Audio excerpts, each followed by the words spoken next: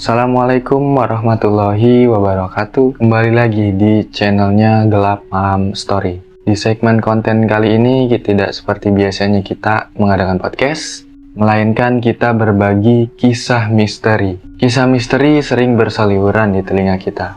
Misteri selalu dikaitkan dengan dimensi lain. Adanya makhluk tak kasat mata memang dipercayai oleh sebagian orang. Mendaki gunung menjadi hobi bagi sebagian orang. Berbagai rintangan dalam pendakian tak menyurutkan semangat para pendaki, termasuk adanya kisah misteri yang menyelimuti hampir semua gunung di Indonesia. Masih ingat tentang hilangnya seorang pendaki di Gunung Piramid Bondowoso? Kalau penasaran sama ceritanya, jangan kemana-mana, tetap di GMS. Cerita mistis Gunung Piramid. Aku ingin pulang.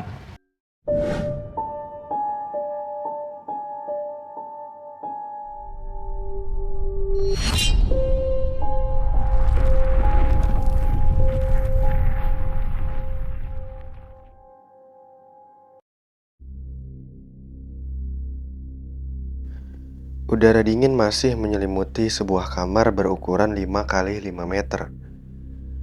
Riko masih ingin menghabiskan pagi di tempat ternyamannya. Namun, ingat Riko pada perkataan Anto tempo hari memaksanya untuk segera beranjak.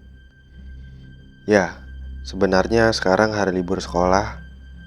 Biasanya jam segini Riko masih terbuai dalam mimpi indah atau bergumul dengan gulingnya.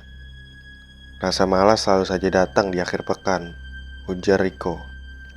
Jarum jam waker Riko menunjukkan pukul 6 pagi. Riko kembali mengecek ransel hitam yang terletak di atas meja kamarnya.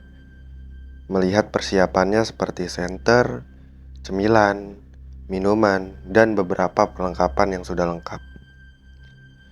Setelah bebersih dan berpamitan dengan ibunya si Riko memacu motor ke rumah Anto, teman sekolahnya Riko. Terlihat dari kejauhan, Anto sudah menunggu di depan rumahnya yang berjarak hanya 500 meter dari rumahnya si Riko. Ujar Riko, "Toh, Singgi sama Adit jadi ikut nggak?" Riko masih duduk di jok motornya sambil bertanya. Anto pun menjawab, "Jadilah, nanti kita ketemu di perempatan." Benar saja, di perempatan terlihat dua sahabat Riko sudah menunggu. Anto membunyikan klakson, mengisyaratkan ayo jalan. Akhirnya mereka jalan bersama-sama. 30 menit yang mereka tempuh hingga akhirnya sampai di parkiran pos pendakian Gunung Piramid. Ya, hari ini Riko, Anto, Singgi dan Adit ingin menaklukkan salah satu gunung terkenal di Kabupaten Bondowoso. Mendaki gunung sebenarnya bukan hobinya Riko, tapi karena ajakan teman-teman Riko jadi tertarik. Lumayanlah untuk menambah pengalaman, ujar Riko. Anto, "Gimana Rik? Kamu siap manjat?" Nada bicara Anto seperti meremehkan si Riko. Riko membalas, "Ayo, siapa takut? Walau ini pendakian perdana gue pede aja." "Nanti kita turunnya nunggu sunset ya. Kata orang bagus banget ngelihat matahari terbenam dari atas sana," ucap Adit di sela-sela perjalanan mereka. "Belum naik, udah ngomongin turun aja, Dit," jawab Riko. Medan yang mereka lewati sungguh tidak gampang, apalagi untuk pemula seperti Riko. Mereka harus menyeberangi sungai, masuk hutan, setelah itu disambut dengan kebun kopi.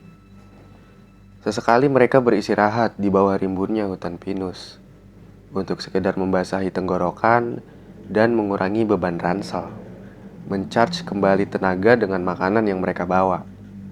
Riko yang malas membawa makanan hanya mengisi perut dengan beberapa potong roti. Tepat saat matahari di atas kepala, mereka sampai di pos 2.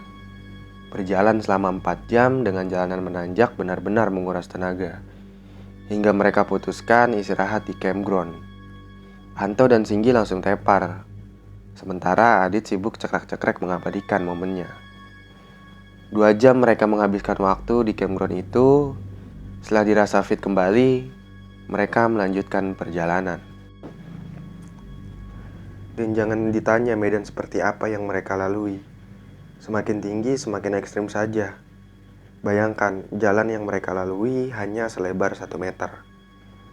Kanan kiri tebing yang sangat curam. Sungguh tak terbayang kalau seandainya kaki salah pijak. "Kamu ngomong apa, Rik? Jangan bodoh. Ucapanmu adalah doa," ujar Anto. Entah kenapa tiba-tiba terlintas di pikiran si Riko ini ada rasa takut kalau tubuhnya si Riko ini tergelincir jatuh ke bawah. "Fokus, Rik, fokus," ujar Anto. Riko disibukkan dengan pergumulan di otaknya. Sampai tak terasa mereka sampai di punggung naga. Tinggal beberapa langkah lagi mereka sampai di puncak piramid. "Aku sampai sini aja ya. Nyerah, udah gak kuat." Singgi memilih untuk menghentikan langkahnya. Padahal hanya tinggal beberapa langkah lagi mereka sampai puncak. "Kamu serius, Nggih? Gak mau naik?" ujar Anto. "Tinggal beberapa langkah lagi loh."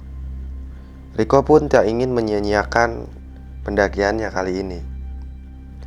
Karena Singgi benar-benar gak kuat, mereka putuskan untuk naik bertiga. 30 menit mereka berjuang, akhirnya sampai juga di pos puncak piramid. Rasa lelah, rasa capek, lenyap seketika, terbayar dengan indahnya pemandangan kota Bondowoso. Walau cuaca tidak mendukung, karena kabut tiba-tiba turun. Tujuan awal kami untuk melihat sunset pun kami urungkan.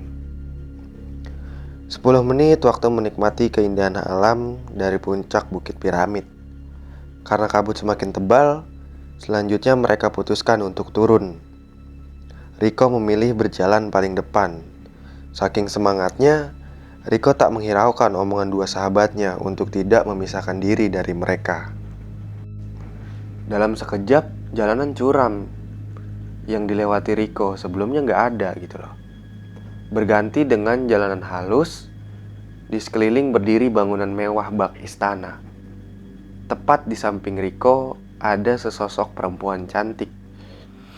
Rambutnya panjang sebahu, melempar senyum manis kepada Riko. Memakai gaun putih panjang menjuntai dengan hiasan di kepala. Sementara tangannya meraih satu tangan Riko, mengajak Riko untuk masuk ke tempat itu. Berkali-kali tangan Riko mendaratkan tamparan di pipi, memastikan ini bukan mimpi. Tapi perempuan yang mengenalkan dirinya sebagai Farida meyakinkan kalau itu nyata. Ujar Farida, "Kamu berada di istanaku, Rik," ujar Riko. "Bagaimana bisa aku ada di sini? Di mana teman-temanku? Bukankah tadi aku bersama mereka?" Ujar Farida. "Kamu menjadi lelaki yang terpilih. Aku menginginkanmu untuk menemaniku di sini." Ucap Farida benar-benar membuat isi otak Riko ini semakin gak bisa berpikir jernih. Sementara di tempat lain, terdengar suara Anto dan Singgi, dan beberapa warga desa ramai-ramai memanggil nama Riko. Riko bisa melihat mereka, bahkan rasanya begitu dekat. Masa iya mereka tidak melihat Riko? Ujar Riko. "Ada apa ini? Siapa Farida? Kenapa aku ada di tempat ini? Aku ingin pulang. Ibu, Anto, teman-teman, tolong aku. Aku ingin pulang. Kenapa mereka tak menghiraukan permintaanku?" Ujar Riko. Rupanya semesta menyiapkan kejutan dahsyat untuk Riko. Di tengah kebingungan atas semua yang Riko alami, Farida mengajak Riko ke sebuah tempat tepat di tepi jurang. Ujar Farida. "Rik, lihat itu. Duniamu dengan mereka sudah berbeda." Riko mengedarkan pandangan ke tempat yang ditunjuk Farida. Dan bem, Riko pun terkejut. Ujar Riko. "Tidak, sesosok yang mirip denganku tergeletak tak berdaya di bawah tebing." Mungkin itu saja cerita atau kisah karangan semata yang bisa gue bagikan. Ya, kisah ini adalah fiksi yang terinspirasi dari cerita hilangnya seseorang pendaki beberapa bulan lalu. Apabila ada kesamaan nama, tokoh, serta tempat merupakan kebetulan belaka. Oke, kalau kalian suka dengan konten seperti ini, jangan lupa di like, komen, dan di subscribe, di share juga. Aktifin juga tombol lonceng notifikasinya biar nggak ketinggalan video-video terbaru dari kita. Itu aja, see you next video.